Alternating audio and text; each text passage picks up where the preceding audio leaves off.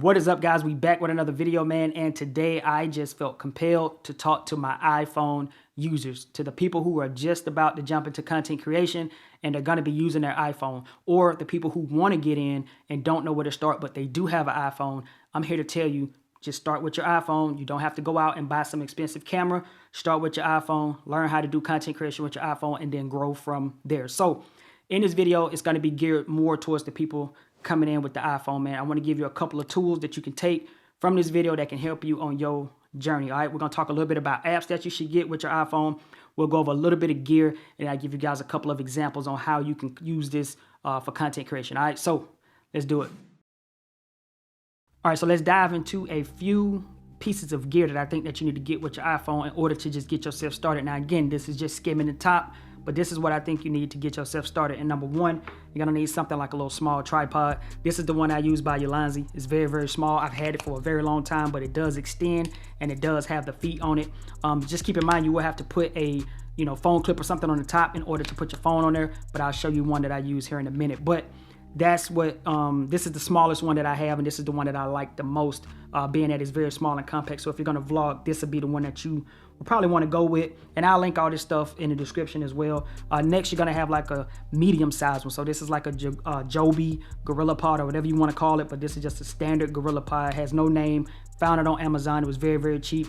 I'll make sure I try to find one for you guys and link it as well. But this is another type of tripod that you can use. So you got this one and a small one, then you got like a medium one right here. Now, as far as for the actual studio or the office, you're gonna need something like this one. This is the one by Andobil. The reason why I like this one is because it's MagSafe, and if you have an iPhone 12 and up, it's gonna be MagSafe. And this one is about 5 feet, I think, 63 inches or something like that.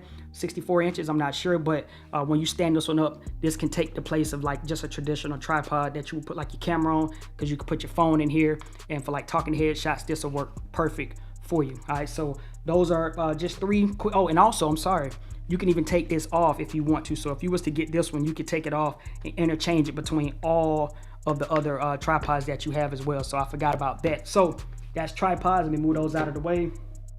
So that's tripods. Next, you're gonna need something like this right here. This is a 3.5 to Lightning, because this is what's gonna help you. This right here is what's gonna help you connect the next thing, which is a shotgun mic. So you're gonna need a shotgun mic so that you can improve your audio quality on your iPhone. And I still use the Boya BYM-M1. This is the only shotgun mic I've ever bought, and this is the only shotgun mic I have ever owned. I don't own another shotgun mic. Why? Because it's tried and it's true and it works for me and it sounds great. So I never felt the need to upgrade to anything like the Rode and all of that other stuff. So you'll need this and this little 3.5 to Lightning, because it will actually fit in here just like this, and then you will plug this into your actual iPhone. All right, so shotgun mic, 3.5 to Lightning, got to get you where you need to be. Next, you're going to need something like this, and this is my favorite piece of gear when it comes down to vlogging with your iPhone. All right, this right here is what's going to hold your iPhone. Okay, and this is what I like to use. So you would put your iPhone in here. Let me put it the actual right way though. So you put your iPhone in here, and a lot of you guys seen this already, but it's kind of like a camera grip, and it has a dedicated button right here that's removable. So it's a remote for your shutter on your iPhone.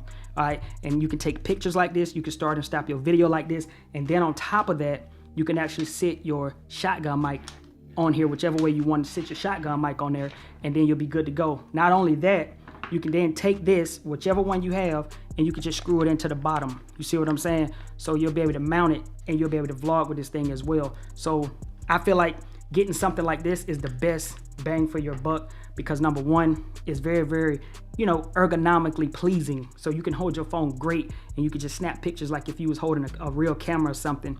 And just to have that screw hole on the bottom and this place to mount your shotgun mic, you really can't beat that. And again, this one was by Kiwi Photos from back in the day. We did this a while, I'm talking about a long time ago. I think we did this about a year ago.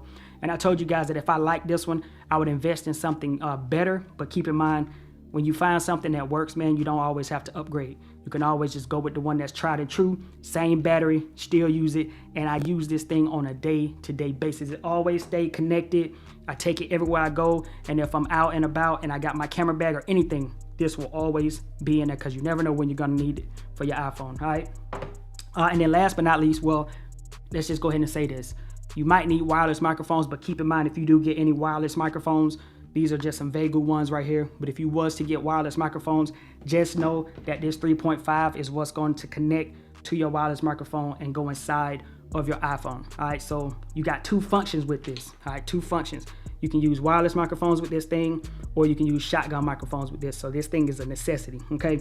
And then last but not least on the gear piece, guys, is just a USB to Lightning. And the reason you want this USB to Lightning right here is because with this, you can then plug in something like a USB microphone, a real USB microphone, so that if you want to do your talking head shots like this, you can sit your microphone up, put your iPhone up, and then you can use this to plug into your iPhone directly from the mic, and that's how you're gonna get that audio. So therefore, you don't have to use your shotgun mic when you're in the office. You can just keep the shotgun mic on your vlogging setup, and then you can use this for the like talking head shots like this when you're in your office or your studio. So you're gonna need this as well. Okay, so moving right along into the apps that I think that you guys need to use. Now there's a lot of apps out there, from video editor apps to video like recording apps and so forth, but I'm just gonna give you a couple of the ones that I think that you need to go out and get. First off, before I say that, let's just make something clear. If you're gonna record videos like this, talking head shots and stuff like that, man, and you're in like a controlled environment where you can control the lighting, whatever you do, man, stay away from the native camera app on the iPhone. So the first actual camera app that I think that you need to get is going to be ProMovie. Now, I've talked about ProMovie on this channel way back in the day when we was strictly just using the iPhone to record these videos, and ProMovie is the best app for the iPhone when recording these videos. Now, we do have Filmic Pro, and that's my second one, but the reason why I won't recommend Filmic Pro to some of the new users right now is because Filmic Pro now has a app where that you have to pay, I guess, weekly, or you have to pay yearly in order to use the app. Now, I still have Filmic Pro, but because I bought Filmic Pro back in the day, I have Filmic Pro Legacy. So because I paid for it, I still get to use the old version, and I still get to sync it up to my iPad and see myself on the screen and so forth, all right? So for my new users, I recommend ProMovie, and I use ProMovie over Filmic Pro anyway. So I think ProMovie is going for about maybe $2.99. I'm not 100% sure, but if you get if you get ProMovie or even Filmic Pro, they do the same things as far as how to adjust your camera and all of that stuff. But the reason why I like ProMovie more is because it's just very simplistic. You can change your shutter speed, and you can actually implement the whole full 180-degree rule. So you can go 1/48 if you're shooting in 24 frames a second and all of that stuff. You can adjust your ISO, you can adjust the white balance, and on top of that, you can adjust the focus. So you can actually focus on something, and you can kind of rack focus. It's just so many things you can do with Filmic Pro and ProMovie, but I highly recommend ProMovie. Stay away from the native camera app. Only use the native camera app if you out with your family and you sitting at a little table somewhere and you eating and you just want to get a quick video. That's when you would pull that out and use the standard camera app or just a quick picture. But if you're going to be into content creation, you have to get off of that native camera app, all right?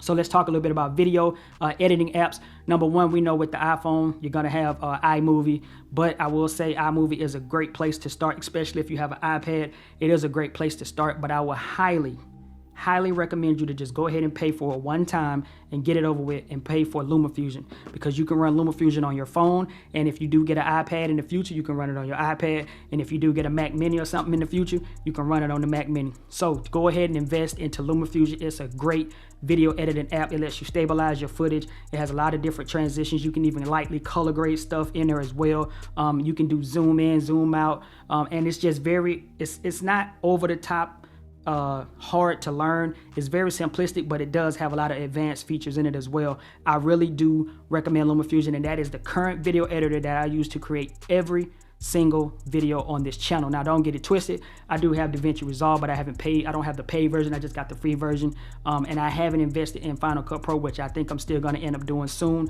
But starting out, get LumaFusion so that you can just get it out of the way and you don't have to worry about even messing around with iMovie. Just go straight into LumaFusion and start learning there, because once you learn LumaFusion, it'll let you know if you're ready to upgrade to something better than LumaFusion, because on iMovie, you'll learn that in about a week, and then you'll be like, you need more. So therefore, you just go ahead and get LumaFusion so that, you know, when the time comes to know if you need more, you'll know if you want to jump into Final Cut Pro or DaVinci Resolve or something like that.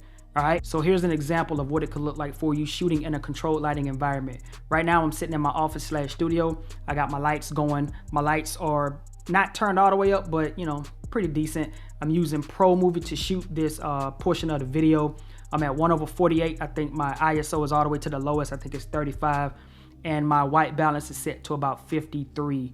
My lights say 55 on the back, but I like, you know, anywhere between 5,000 to 53 is what I like for the white balance. Now, keep in mind at the beginning of this video, all the way up until this portion you see right here, I was shooting with the Sony ZV-1. So if you want to go back, like skip back a little bit in the video and see what the ZV-1 looked like compared to this iPhone 12, because that's what I'm shooting on. Not a 13 or 14, my iPhone 12. You can go back and kind of compare the footage, you know, just to see what it looks like. But this is what you can kind of sort of achieve if you get your lighting pretty much set kind of decently. This is what the iPhone can produce for you. And honestly, I think it looks great. I think it's always, well, I think it has always looked great. And that was one of the main reasons why I shot with an iPhone for so long, because I didn't feel the need to actually upgrade. But over time, y'all, you will feel like you want to upgrade because you're going to want to get into the whole camera game and so forth. But starting out, go with your iPhone, shoot with the one that you have, and I highly suggest that it be an iPhone 11 and above. Anything 10 and below, it's gonna struggle a little bit with trying to keep the picture looking pretty squared away. You know, you're gonna need like a whole lot of light for anything 10 and below, but the 11, you can still squeeze it in, but 12 and up, you'll be good to go, all right? Now, another good example for using your iPhone for content creation would be like vlogging, you know, like just this traditional, you know, Casey Neistat type of vlogging, man. Why? Because the iPhone stabilization is great. And nowadays you can use the iPhone front facing camera to vlog. You don't have to worry about switching to the rear camera and all of that stuff, man. You can just jump right here on this front facing camera just like I'm doing on my iPhone 12, and you can get some vlogging done. So that's another quick example and another quick reason why you want to use your iPhone for content creation. Now, the final way that you can use your iPhone, at least that I have right now for content creation, would be doing B-roll with your iPhone. So I'm gonna give you a quick example. I was at the park the other day and I took my iPhone out and I went handheld and I created this little sequence that I'm gonna show you guys here in a second, but I did it all handheld, all right? All handheld with no gimbal. I shot it at 60 frames and I'm dropping it in a 24 frame timeline, so you just bear with me, but you'll get the gist of what I'm saying. The iPhone is great, stabilization is great, and you can create some great B-roll. So let's take a look at that.